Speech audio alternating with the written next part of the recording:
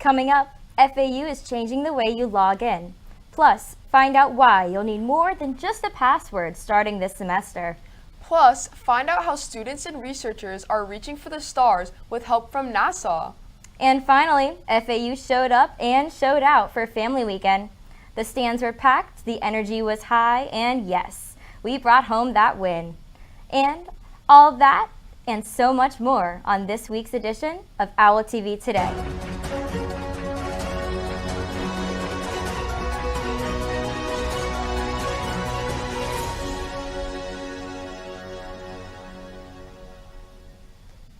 Good morning, Florida Atlantic. I'm Katya Fonte. And I'm Marissa Verzi. Welcome to this morning's edition of OwlTV Today, where we bring you the latest stories from across campus and the community. We begin this morning with the latest in campus cybersecurity. Here's a look at Microsoft's new authentication update. If you've logged into your FAU account lately, you might have noticed something new. A prompt to set up multi-identification factor. That's right, FAU is making the switch from Duo to Microsoft Entra multi-factor authentication, and it's all about boosting security across campus. So here's what to expect. Instead of just entering a password, you'll also confirm your identity using the Microsoft Authenticator app. Whether it's a push notification, a one-time code, or even biometrics like a face scan, it's a much more secure way to log in. Starting this October, Entra MFA will be required for Microsoft services like Outlook, Word, Teams, and even Copilot. You'll see a prompt to enroll the next time you log in. And once you're set up, you'll use Microsoft Entra for all Microsoft apps. Duo will still be around for non-Microsoft services during the transition, but expect a full switch in the coming months. For setup help or more details, just head to fau.edu/OIT and don't wait too long to enroll. And innovation is taking flight at FAU. The Aerospace Experimental Association is building FAU's very first satellite, and it's aimed at studying plant growth in space. In collaboration with NASA, the team is designing Gen 4 environmental control systems. Sheryl Dezeme has the story. We are a student-run organization, and our large goal is to put FAU's first satellite in space. And that's kind of like a big, arbitrary thing, right? But we were contacted by NASA, and they said, well, we want to put people on the moon and beyond that permanently. And we don't know how to grow food, outside of Earth. So our job is to create a satellite that its payload or science experiment on it would be to understand how to grow plants in space. What does that mean? You're in zero gravity, there's radiation and all that stuff. So that starts with us as a student body organization to build something to study that research. So before you put people on the moon, you guys are going to grow food? Correct. So what are the first steps in even making that happen? Yeah, so the first steps starts with ground testing. So we take all of our students and we build what we call an environmental control system. So it's like a small metal box, and it basically controls everything about the atmosphere. So the temperature, the water delivery, the day and night cycles, things of that likeness. Or goals that you guys have coming forward? Yeah, so besides just doing the, preparing for our mission next semester and launching it, we actually have an event coming up next week on Wednesday here in Student Union. So October 22nd, it's called the Owl Forge. And the idea is to promote aerospace in general. So we'll have all of the engineering clubs come and table downstairs, and you can walk around, see what each respective club is working on, not just our personal club. And then in the auditorium, we're going to have some industry professionals come in from NASA, from the companies like Aerojet Rocketdyne, IBM, and FP&L, VPs of engineering, really high up project managers. They'll kind of tell their story and how they progressed through university, some which are FAU, into their professional careers. And then we'll open up the floor to a Q&A panel where students can ask their own questions. Maybe it's aerospace or engineering, maybe not. But it's a chance to ask some pretty high up people in the industry, how did you get to where you are? Maybe any lessons. So as FAU's first satellite prepares for liftoff, it's a reminder to keep your eyes to the sky, because the next big discovery could be orbiting just above us.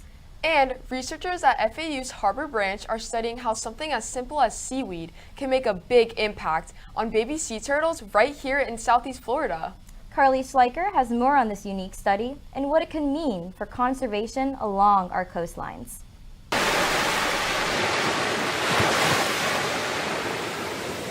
Sea turtles play an important role in Florida's coastal environment, but many people don't realize how Sargassum seaweed can affect them, especially during nesting season.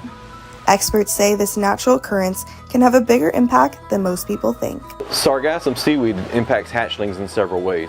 If the seaweed is on the beach and is piled up near the shoreline, it's certainly going to impede a hatchling's ability to get to the water, because they come out of the sand and they're in what's called a frenzy to crawl as fast as they can to evade predators and to get to the ocean as fast as they can and swim as fast as they can out to the Sargassum weed line offshore. So on the beach, too much of it can be problematic for hatchlings, but that is their habitat offshore. Sargassum seaweed is a great thing for sea turtles to have offshore, 5, 10, 15 miles offshore on the edge of the Gulf Stream current, where it is their habitat and that's their destination. They get there and they can be amongst that sargassum, camouflaged, at mercy of the ocean currents, and they can, rest and feed and begin growing.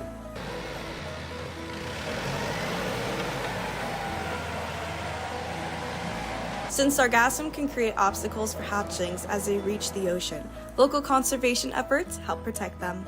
Sometimes hatchlings can get stuck in the sargassum near the shoreline as they try to make it to the water. Hatchlings can also become disoriented from artificial light pollution and be lost up in the dunes. So a lot of times beachgoers find hatchlings stuck in the sand, once again near the sargassum or near the dune. And if a beachgoer finds a sea turtle, they can always bring it here to Gumbo Limbo Nature Center.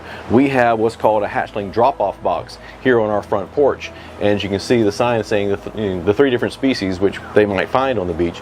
They bring them to this drop-off box, which only has about 1 inch of sand in it, and the hatchlings are in a dark, cool place until we come check the box, which we do often throughout the day, and then we collect the hatchlings from this box. We release them at night, and the next morning sometimes do it all over again. Overall, seaweed can be very helpful for sea turtle hatchlings. However, too much of it can become dangerous. For OwlTV News, I'm Carleigh Schleicher. Thank you, Carleigh. And of course, it wouldn't be a complete show without checking in on our Owl Nation sports. That's right. Alexis Torres and Sheryl Dezeme have the highlights from this week's FAU football game, plus a full recap of Family Weekend across campus. We the best, no contest. We the best. Good evening, Owls. My name is Sheryl Delbridge, reporting live from the Flagler Credit Union Stadium, where your Florida Atlantic Owls are taking on the UVA Blazers in what promises to be a thrilling game. We will bring you all the highlights and post-games. There ain't no one like, cause you dumb or you crazy. There's no way, G. Me and my clique, we handling biz while you and your clique just act fugazi. You couldn't persuade me to give a damn, and this don't faze me. I got my Xbox, she can't play me. Money in a text box, I get paid. We the best. No contest. We the best. We the best. No contest. It's halftime here at the Flagler Credit Union Stadium, where your FAU Owls are dominating the UAB Blazers with a 35-14 lead.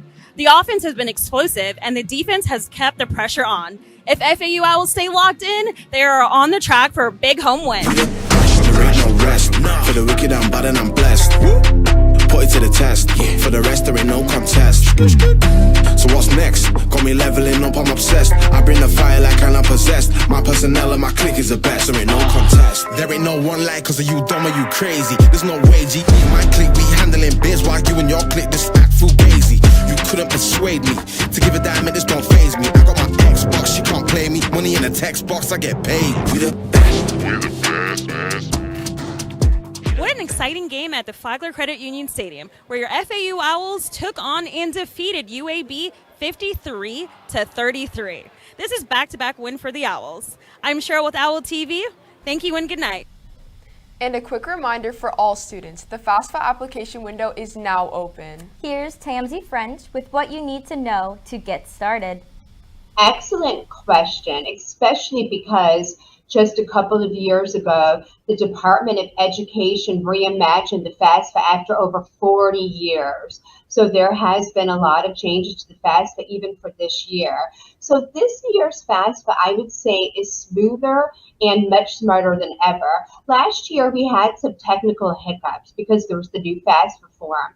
But the Department of Education, which is where the FAFSA comes from, has already fixed those. And we're already hearing really great feedback from students that have already gotten a head start in their FAFSA because it came out October 1st. So so just a couple of weeks ago. So some of the really big changes that we've seen, really three. The first one is real-time identity verification. This is where students are using social security numbers, and that allows them to speed up the account creation, which then allows for faster turnaround to be able to start working on the FAFSA and completing the FAFSA. So that's really, really nice, that real-time concept. Contributor invites are now super simple. So you're able to just send a link to your parent or your spouse to fill out their part of the FAFSA, because a lot of times you're going to have somebody else that also has to do the FAFSA with you. And then lastly, having exclusion of small businesses or family farm assets. And for some students, this may increase aid eligibility for some families. So these are kind of the three big things that we continue to see being innovated for the FAFSA. This October marks 40 years of Breast Cancer Awareness Month, a time dedicated to spreading awareness, supporting survivors, and remembering those we've lost. Breast cancer is one of the most common cancers affecting women worldwide, but early detection can make a life-changing difference. Doctors recommend regular screenings, including mammograms, especially for women over 40 or those with a family history of the disease. And awareness isn't just for October. It's encouraging year-round conversations on health, risk factors, and support services. So, if you've been putting off that checkup, now is a great time to take that step. Early detection saves lives. And remember, wear pink, spread the word, and support the fight against breast cancer. Before we go, here's a quick look at some headlines around campus. FAU's Homecoming Week is right around the corner. Events kick off October 30th, so grab your owl gear and get ready to celebrate. In need of a flu shot? Well, FAU has you covered. No-cost flu vaccines are now available at Student Health Services. Students can make an appointment by using the online appointment portal, but walk-ins are always welcomed. And on Friday, October 24th, FAU's Physics Department will drop pumpkins from the roof of the SE43 building to demonstrate gravity and Newton's laws. Stick around for the Physics Carnival on the south and west lawns, featuring special guest, the Pumpkin Master. And that's all for this week's OwlTV Today. Thanks for hanging out with us and catching up on campus news. Stay safe, and as always, go Owls. We'll be back with more updates soon, so keep showing that owl pride and have an amazing week, FAU.